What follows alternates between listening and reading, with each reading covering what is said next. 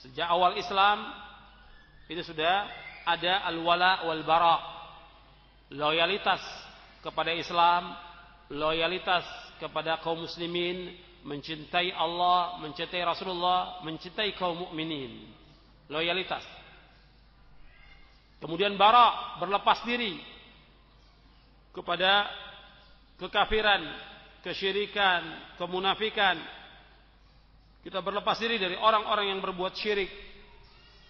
Nabi sejak awal dakwah, Nabi disuruh oleh Allah untuk meninggalkan semua bentuk kesyirikan. Nabi tidak berbuat syirik, tapi Nabi diperintahkan untuk meninggalkan semuanya. Dan Nabi menganjurkan sahabat demikian. Allah mengatakan warrujza fahjur. Warrujzu yaitu al-asnam.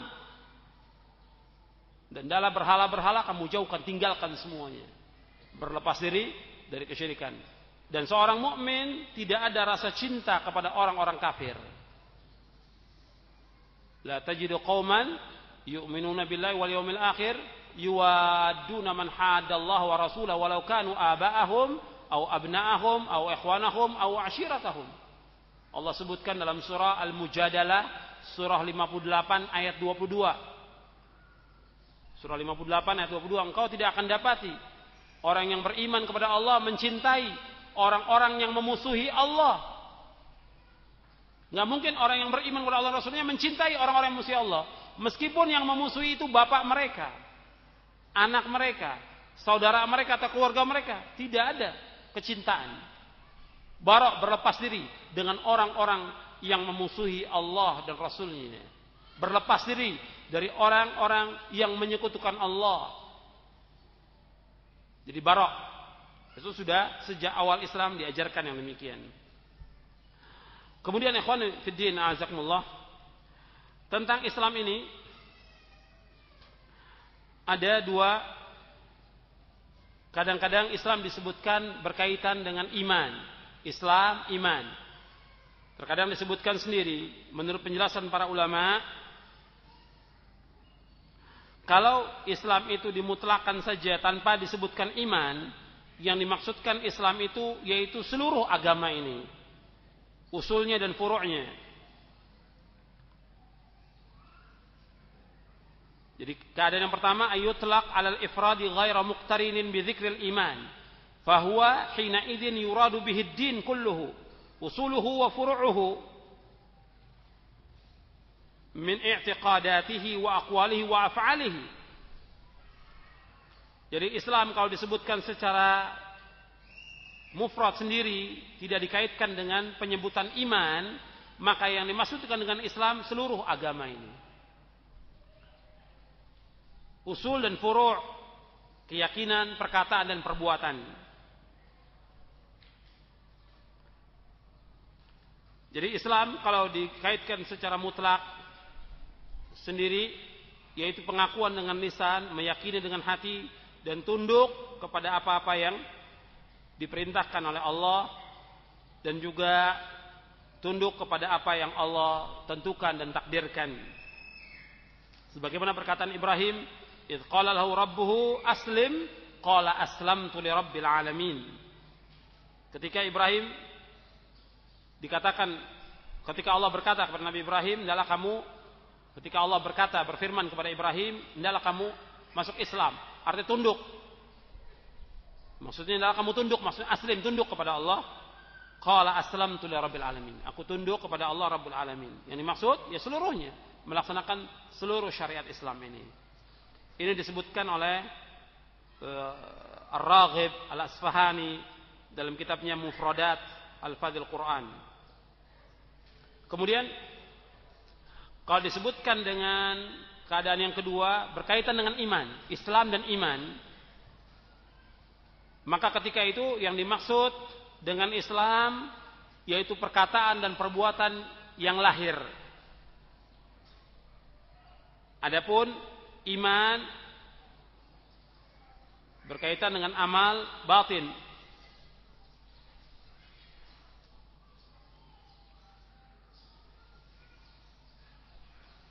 Jadi ikhwan fillah, azakumullah, ini penjelasan dari para ulama tentang definisi Islam dan juga pengertian Islam dan iman. Sekarang kita masuk kepada poin yang ketiga. Jadi yang pertama tentang nikmat Islam, yang kedua definisi Islam, yang ketiga tentang keindahan Islam.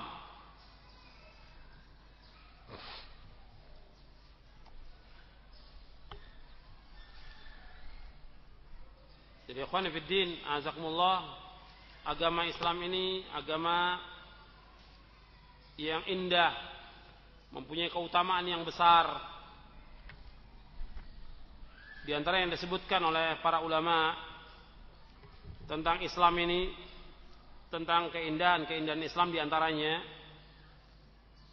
bahwa Islam agama yang mengajak manusia ini untuk mentauhidkan Allah, menjauhkan syirik.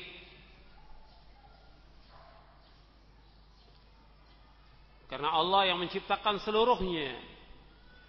Satu kezaliman kalau ada orang yang mendapatkan nikmat yang besar, kemudian dia menyekutukan pemberi nikmat itu.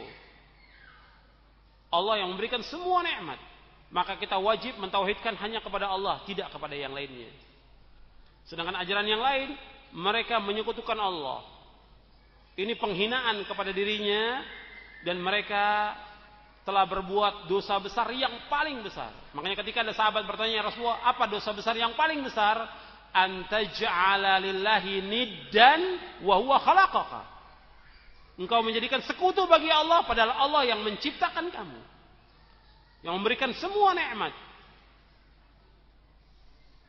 Jadi kita hanya beribadah kepada Allah, tidak boleh kepada yang lain. Dan Allah sangat murka, dan Allah tidak redho kalau ada orang yang menyekutukan Allah dengan sesuatu. Allah tidak redho. Disekutukan dengan apa saja, apakah dengan nabi, apakah dengan malaikat, apakah dengan benda, atau dengan apa saja, Allah tidak akan redha selama-lamanya. Jadi Islam mengajarkan tauhid kepada Allah Subhanahu wa taala, melarang perbuatan syirik. Kemudian Islam agama yang menghormati akal manusia. Jadi Islam agama yang menghormati akal manusia. Adapun agama yang lain tidak menghormati akal manusia. Dibelenggu akal itu. Baik itu Yahudi maupun Nasrani. Bagaimana Tuhan itu dikatakan tiga? Nggak menghormati akal. Ketika ditanya kepada yang mana yang kamu minta tolong, mereka nggak bisa jawab. Ibrahim ketika menegur bapaknya dan kaumnya yang menyembah berhala, ditanya oleh Ibrahim. Disuruh berpikir oleh Ibrahim alaihissalatu wassalam. Ibrahim hancurkan patung semuanya, ditinggalkan yang besar.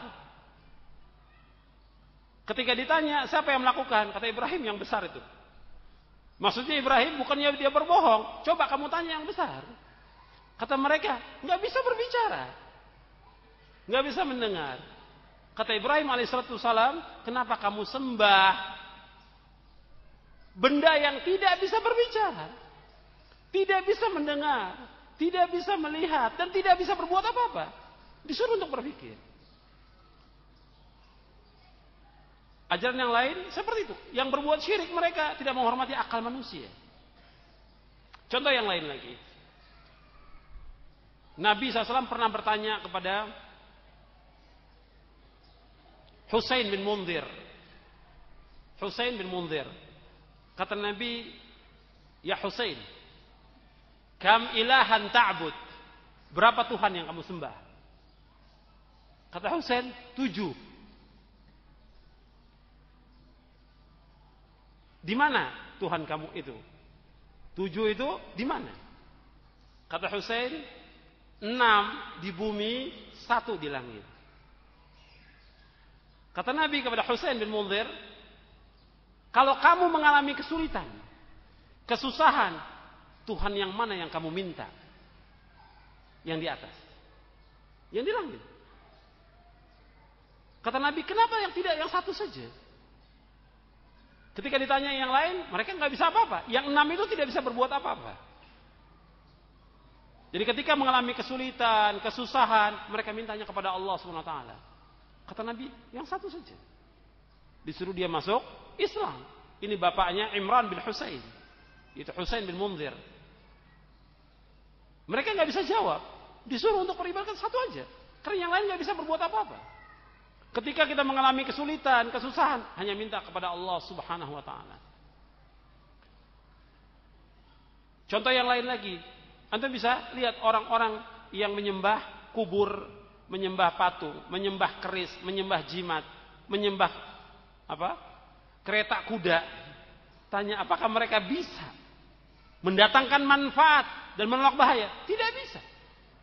Mereka nggak bisa mendatangkan manfaat dan tidak bisa menolak bahaya. Kenapa disembah? Kenapa hati ini bergantung pada mereka? Akal ini di mana? Akal ini di mana? Gunakan akal ini.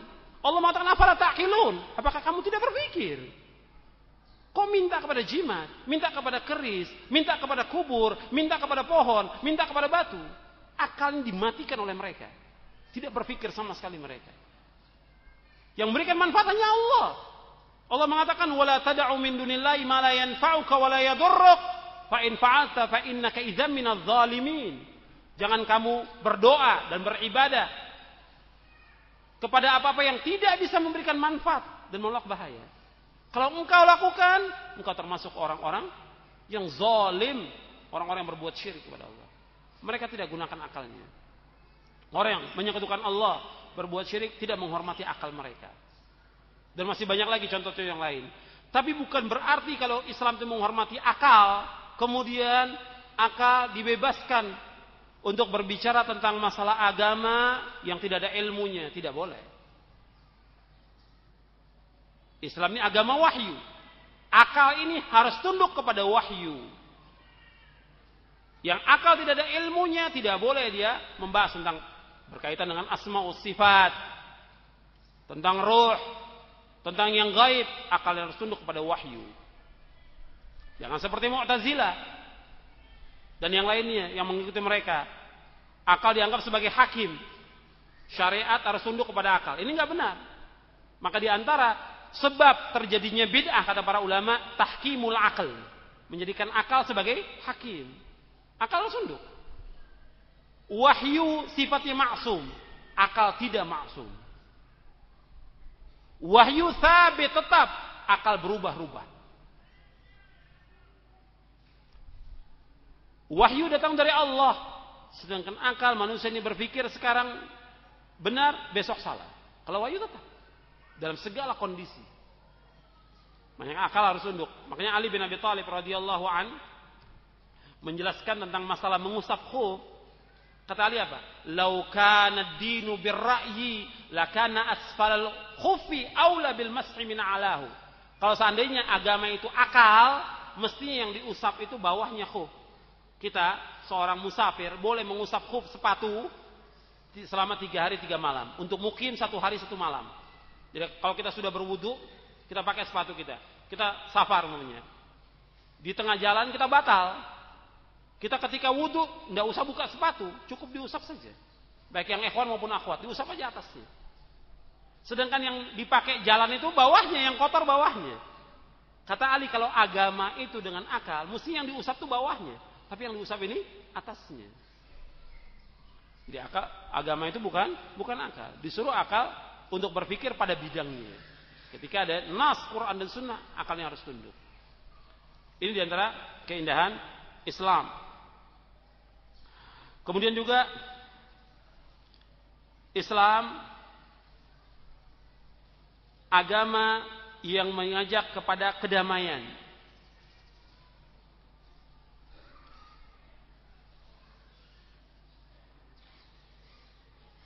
Islam mengajak kepada kedamaian. Tidak merusak. Bukan berarti nanti dalam Islam itu tidak ada jihad. Jihad tetap ada. Perang tetap ada. Tapi tujuan dari peperangan supaya tegak agama ini dan tidak ada kekufuran dan tidak ada kesyirikan. Bukan sekedar membunuh orang, bukan sekedar menghancurkan orang kafir, tidak. Tujuan dari jihad sebagaimana dijelaskan oleh Syekh Abdurrahman bin Nasir As-Sa'di dalam tafsirnya, wa qatiluhum hatta la takuna fitnatun wa yakuna ad-dinu lillah. Adalah kamu perangi mereka sehingga tidak terjadi fitnah, tidak terjadi lagi kesyirikan, tidak terjadi lagi kekufuran, dan agama ini semata-mata karena Allah Subhanahu wa taala. Makanya ketika orang akan perang diajak dulu, didakwakan dulu supaya mereka masuk ke dalam Islam. Diajak dulu. Kalau mereka tidak mau, baru mereka diperangi. Jadi kalau disebutkan Islam agama kedamaian, bukan berarti Islam menghapuskan jihad, tidak. Jihad tetap ada. Dan jihad tetap berlaku sampai hari kiamat. Tetap ada jihad ini. Dan tetap berlaku. Dan ayat-ayat tentang jihad banyak sekali. Dalam Al-Quran dan juga dalam hadis-hadis Nabi SAW. Dan Nabi memerintahkan, jahidul musyrikina bi amwalikum wa anfusikum wa alsinatikum. Adalah kalian berjihad melawan orang-orang musyrikin dengan lisan, dengan harta kalian, dengan diri kalian, dan juga dengan lisan kalian. Kemudian Islam adalah agama yang mudah. Ini juga nanti kita akan bahas pada poin yang kelima nanti. Tentang Islam ini adalah agama yang mudah. Agama yang sangat mudah.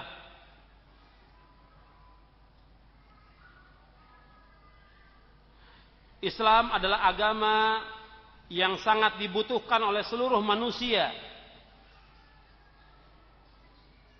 Agama yang sangat dibutuhkan. Karena apa? Karena Islam mengatur semua aspek kehidupan manusia.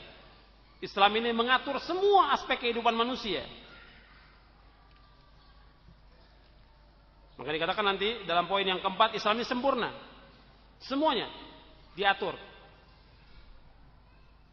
Nggak ada agama yang mengatur seperti Islam ini. Semuanya diatur. Hatta masalah buang air, masalah istinja, masalah cebok, diajarkan oleh Islam. Masuk WC, keluar WC.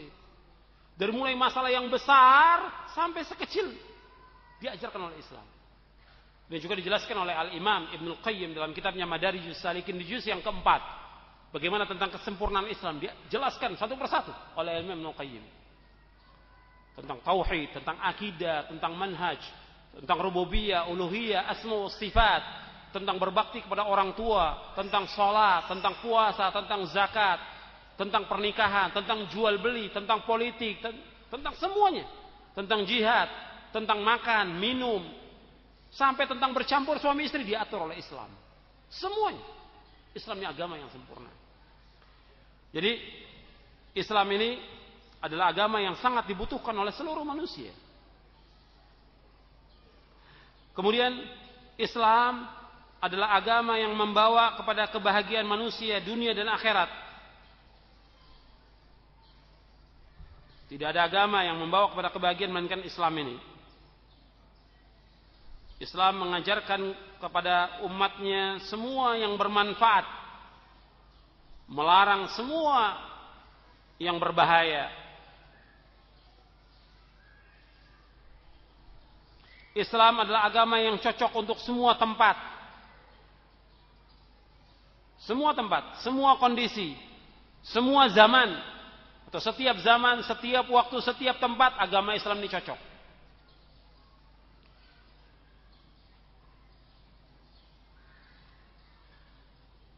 Kemudian agama Islam adalah agama yang sesuai dengan fitrah manusia. Agama Islam ini agama yang sesuai dengan fitrah manusia. Nanti saya akan jelaskan tentang ayat yang berkaitan tentang fitrah. Kemudian di muka bumi ini tidak ada satu agama yang kitabnya terpelihara melainkan Islam ini, yaitu Al-Quran. Terpelihara. Tidak ada perubahan. Tidak ada kebatilan. Allah mengatakan, Inna nahnu nazzalna dzikra wa inna lahu lahafizun. Sungguhnya kami yang menurunkan Al-Quran dan kami yang menjaga Al-Quran itu. Dalam surah Al-Hijr. Dalam surah yang lain Allah mengatakan, La ya'tihil batilu min bayna yadayhi wala min khalfi tanzilu min hakimin hamid. Tidak ada kebatilan dari depan maupun belakang yang diturunkan oleh Allah yang maha gagah dan maha terpuji, yang maha bijaksana dan maha terpuji.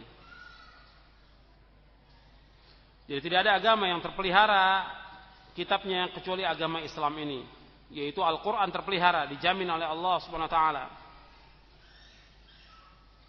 Kemudian Islam agama yang menganjurkan untuk mencari ilmu yang bermanfaat.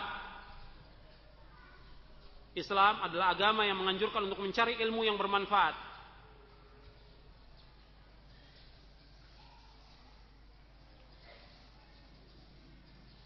Sedangkan agama yang lain tidak. Agama Islam menganjurkan untuk mencari ilmu yang bermanfaat.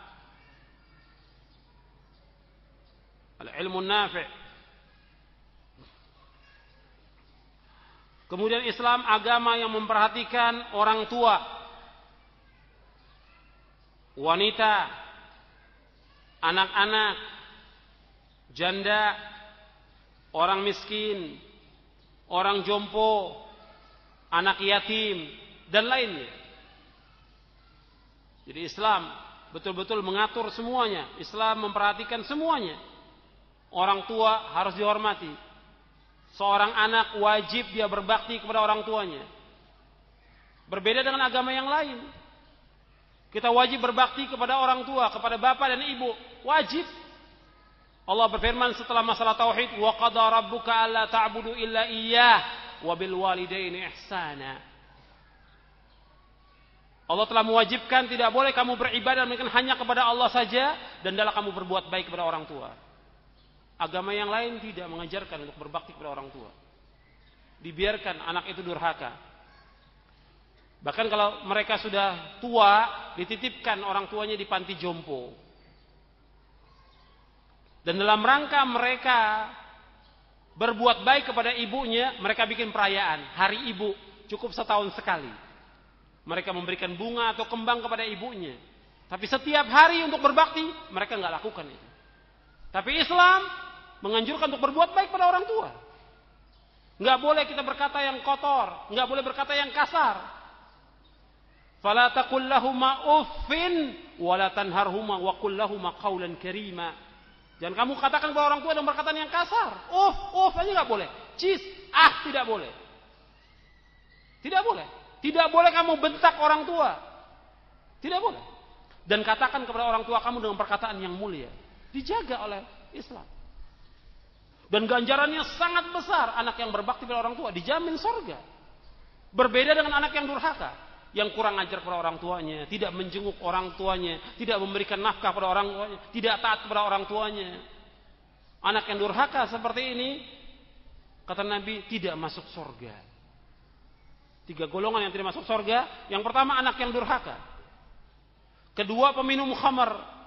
Yang ketiga, perempuan yang menyerupai laki-laki. Kata Nabi, tidak masuk surga. Jadi Islam betul-betul memperhatikan orang tua. Jadi agama Islam memperhatikan orang tua. Nah, antum perhatikan orang tua antum. Harus berbuat baik pada orang tua. Kita ada kelebihan rezeki, berikan pada orang tua. Teman yang terbaik di muka bumi ini orang tua kita. Ketika seorang sahabat, ya Rasulullah, siapa teman yang paling baik? Orang tua. Orang tua yang paling baik. Kemudian juga antum perhatikan,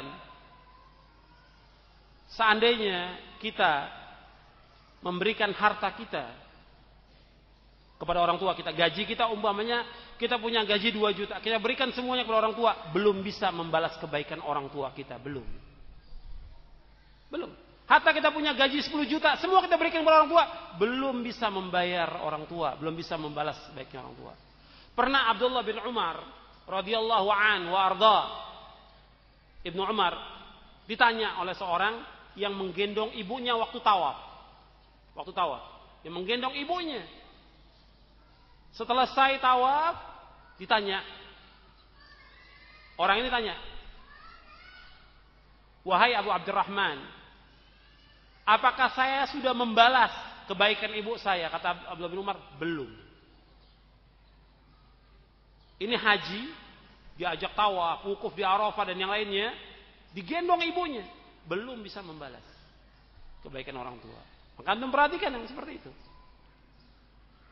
Hatta sholat sunat, kita lagi sholat sunat, orang tua panggil, batalkan sholat sunat kita. Seperti kisahnya Juraij. Kalau yang tadi Ibnu Umar itu terdapat dalam Sahih Al-Adabul Mufrad. Tentang Juraij terdapat dalam riwayat Muslim. Dalam kitab Riyadhus Shalihin juga ada. Ketika Juraij tidak mau dipanggil oleh ibunya Ibunya manggil dia sholat sunat. Akhirnya ibunya mengatakan, mudah-mudahan sebelum dia meninggal dunia ditampakkan dia melihat wanita pelacur. Dan terbukti. Kata para ulama dahulukan. Sampai jihad juga tetap harus izin kepada orang tua. Ketika ada seorang yang datang kepada Rasulullah, ya Rasulullah, saya punya kedua orang tua dan saya mau pergi jihad. Apa kata Rasulullah? Fafihima fajahid. Kamu pulang, kepada keduanya lah kamu berjihad. Artinya kamu berbakti pada orang tua kamu. Dan banyak lagi yang lain hadis tentang masalah ini. Jadi Islam betul-betul memperhatikan untuk berbakti kepada orang tua. Setelah mentauhidkan Allah, kita berbakti kepada orang tua. Islam memperhatikan masalah itu. Dan antum perhatikan ini. Seorang talibul ilm, anak yang ngaji itu harus jadi anak yang berbakti pada orang tuanya. Tunjukkan kita berbakti pada orang tua. Dan itu kesempatan, jalan menuju surga. Kemudian Islam juga memperhatikan wanita. Tidak seperti orang-orang kafir yang mereka menghinakan wanita. Islam menjaga wanita. Maka wanita dianjurkan mereka di rumah untuk menjaga dirinya. Dari pandangan laki-laki, dari kejahatan laki-laki, dan yang lainnya. Islam menjaga wanita dan menghormati wanita. Kemudian juga Islam menghormati anak-anak. Dihormati anak-anak. Disuruh kita menyayangi mereka. Islam juga menghormati janda. Disuruh kita membantu janda. Bahkan termasuk jihad. Janda-janda itu kita berikan nafkah kepada mereka. Sedekah, infak. Kita berikan mereka. Kata Nabi, as-sa'i alal armalati wal miskin kal mujahidi fi sabilillah. Orang yang berjalan mendatangi janda-janda diberikan sedekah kepada mereka, diberikan infak kepada mereka. Dan orang-orang miskin ganjarannya seperti orang yang jihad di jalan Allah. Memperhatikan Islam. Janda-janda yang susah banyak sekali di tengah kaum muslimin. Perhatikan, berikan mereka infak, sedekah, berikan kepada mereka. Pahalanya seperti kita jihad di jalan Allah. Islam juga memperhatikan orang-orang miskin. Ayat Al-Quran menyebutkan banyak sekali tentang orang-orang miskin. Kemudian juga orang-orang jompo. Islam juga memperhatikan anak yatim. Dipelihara anak yatim, diberikan makan, tidak boleh. Meskipun anak yatim ini tadinya bapaknya kaya, punya peninggalan harta, nggak boleh kita makan hartanya. Allah sebutkan dalam Al-Quran, innal ladzina ya'kuluna amwalal yatama dzulman innama ya'kuluna fi butunihim nara. Dalam surah An-Nisa, sesungguhnya orang-orang yang makan harta anak yatim dengan zalim, maka pada hakikatnya mereka memakan api neraka. Dimasukkan ke dalam perutnya api neraka. Wa sayaslawna sa'ira, dan mereka akan masuk ke dalam neraka, kata Allah. Jadi orang yang makan harta anak yatim sama juga mereka makan api. Kemudian juga Islam adalah agama yang menganjurkan manusia menyayangi manusia. Kasih sayang sesama makhluk. Nabi bersabda, irhamu man fil ardi yarhamkum man fis sama. Sayangilah makhluk yang di muka bumi, niscaya Allah akan menyayangi kamu. Irhamu man fil ardi yarhamkum man fis sama. Sayangi makhluk yang di muka bumi ini, Allah akan menyayangi kamu. Jadi Islam menyuruh kita untuk menyayangi, terutama sama kaum mukminin. Disuruh kita menyayangi kaum mukminin. Islam tidak mengajarkan berbuat kekerasan, mengambil hak orang lain, berbuat zalim kepada mereka. Disuruh sayang. Sampai antum melihat tentang indahnya Islam, kalau kita di pinggir jalan atau di jalan ada duri, disuruh pinggirkan. Singkirkan gangguan dari jalan. Karena di jalan kaum muslimin, singkirkan gangguan dari jalan. Itu serendah-rendah iman. Kata Nabi, iman itu bid'un wa sab'una syu'batan. Fa'alaha, dalam riwayat yang lain, fa'afdaluha qaulu la ilaha illallah. Wa adnaha imatatul adza 'anit thariq. Wal haya'u syu'batun minal iman. Rawahul Bukhari wa Muslim wa ghairuhuma an Abi Hurairah. Kata Nabi SAW, Islam itu lebih dari iman itu lebih dari 70 cabang. Iman itu lebih dari 70 cabang. Yang paling tinggi mengucapkan kalimat la ilaha illallah. Yang paling rendah menyingkirkan gangguan dari jalan. Dan malu itu bagian daripada iman. Sampai duri disuruh singkirkan. Bagaimana bisa masuk akal orang bisa melakukan perbuatan sekejam dengan melemparkan bom di tengah-tengah kaum muslimin? Melemparkan bom di tengah kaum muslimin. Melemparkan bom di tengah muslimin dengan kafirin. Perbuatan zalim. Duri saja disuruh singkirkan. Bagaimana bisa dia melakukan perbuatan sejahat itu? Islam tidak membenarkan perbuatan itu. Meskipun mereka mengatasnamakan dengan jihad atau yang lainnya. Gak benar. Gangguan di pinggir jalan disuruh singkirkan. Ini ajaran Islam. Disuruh kita menyayangi makhluk yang di muka bumi ini. Bahkan binatang pun yang kehausan disuruh kita berikan minum. Sampai pernah di zaman sebelum Nabi Muhammad ada seorang pelacur ketika melihat anjing yang kehausan diberikan minum. Dengan itu diampunkan dosanya oleh Allah Subhanahu wa taala. Di Islam menyayangi makhluk yang ada di muka bumi ini. Bukan merusak. Kemudian Islam agama yang menghormati semua tingkatan manusia. Disuruh kita mendudukkan manusia pada tempatnya. Orang tua, ustadz, guru, orang yang anak kecil dan yang lainnya. Islam menghormati itu.